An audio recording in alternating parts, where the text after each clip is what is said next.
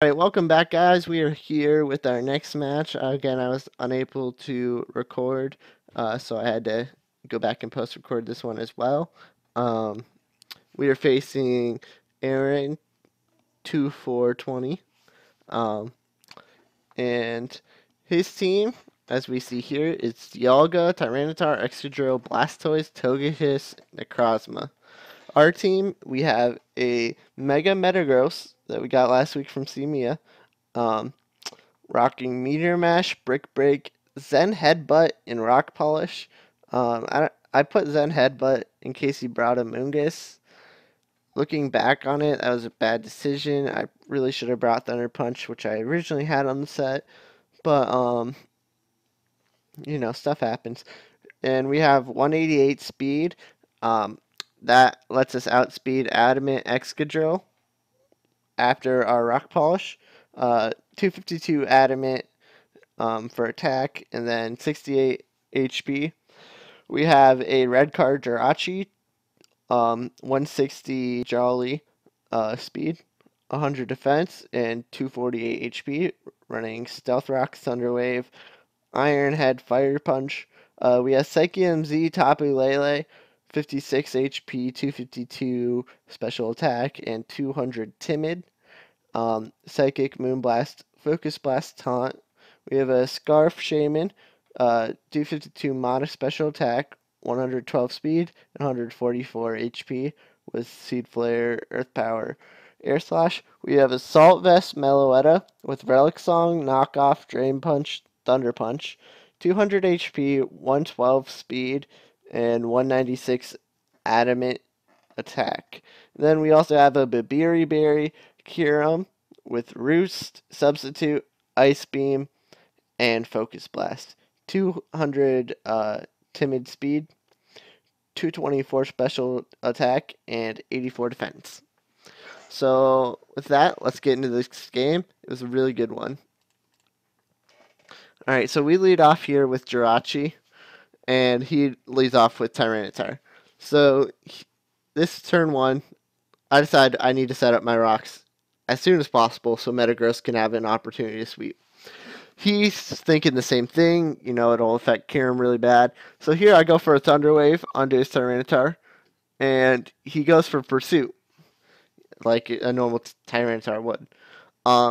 Doesn't do that much damage. I mean, does about a third. And we get the red card.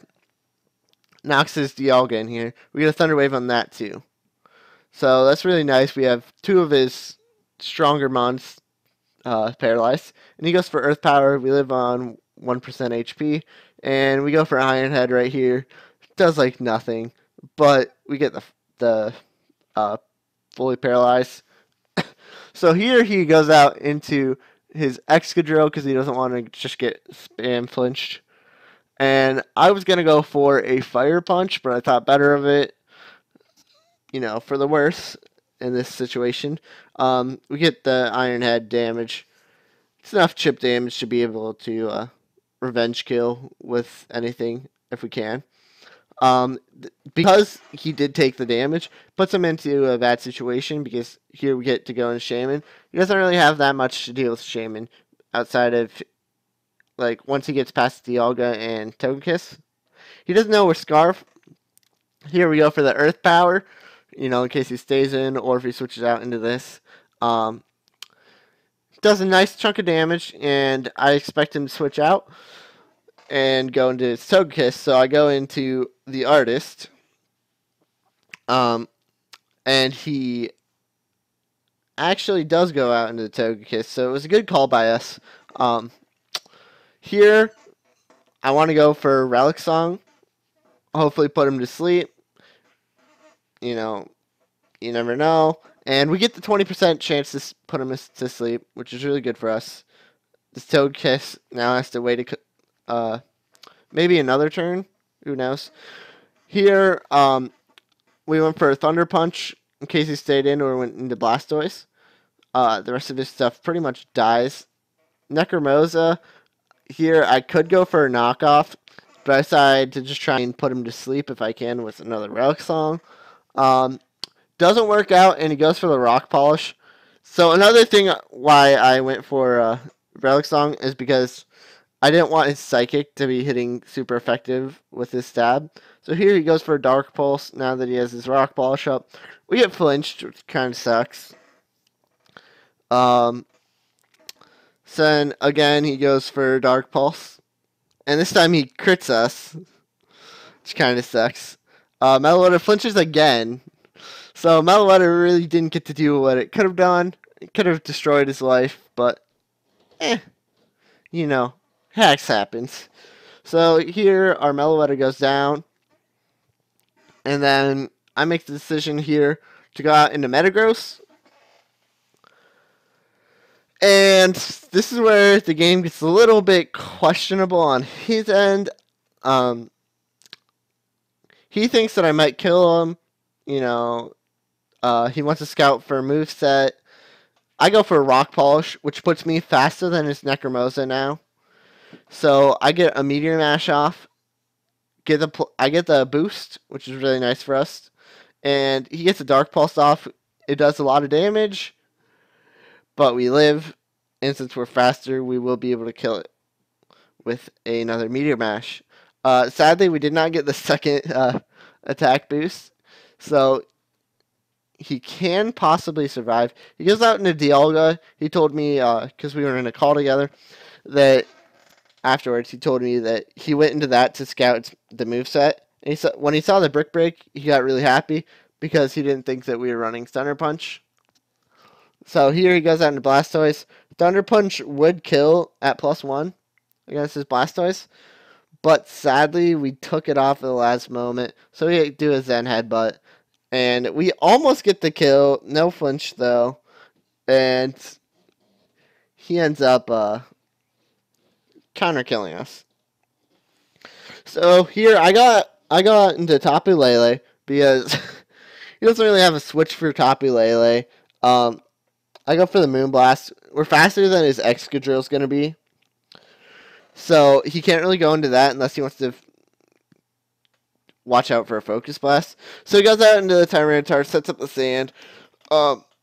His Togekiss is still asleep, so that's all we need to be able to kill.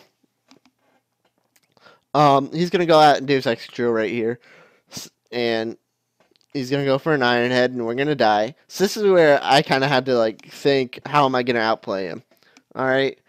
We have a Berry Kyurem, but if I go out into Kyurem first, he knows that it's going to be Berry, and he's going to try and find a way out. So I go out into Shaman, and he's going to switch out because he wants to still try and win.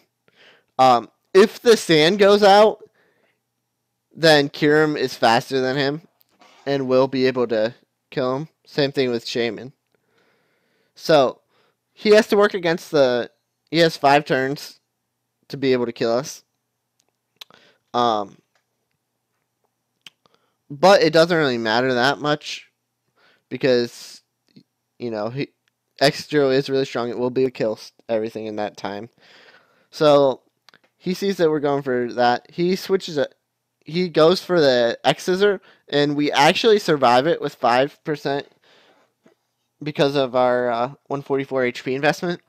So we get a Seed Failure off, and it gets him really, really low in range where we no longer have to risk a Focus Blast miss. So we go out into our Kyurem. He's thinking that he has this beat. He goes for the Iron Head. But Berry makes us take only half the damage. And we do end up killing him off with Excadrill. We kill off his Excadrill with an Ice Beam. What's interesting to note is that we might have still lived even without the Berry because of the 84 defense investment. As you guys saw, the Iron Head only did half of our HP. So we might have been able to actually survive even without it. Who knows? But, yeah. This was a really tight match. It was very fun for both of us. And, yeah, that ending really surprised him. He started yelling at the end because he was like, oh my gosh, I didn't see that coming. And, yeah, so We ended up taking his Togekiss, trading away our Latios because we had 6 Psychic types. And I like Togekiss. Togekiss Jirachi. Alright, so hope you guys enjoyed. Thank you for supporting, and have a great day. See ya.